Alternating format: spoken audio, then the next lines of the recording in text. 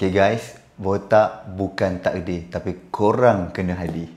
Saya agak puas hati sebab bila saya keluar semua kawan saya tegur, asal rambut kau lain. Lepas tu sebab sebelum ni memang nampak rambut saya agak M.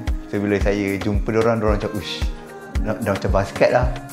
Lepas tu dari segi servis yang diberi oleh tim-tim Dr. M ni agak bagus, friendly. Dari segi makanan, semua, air semua.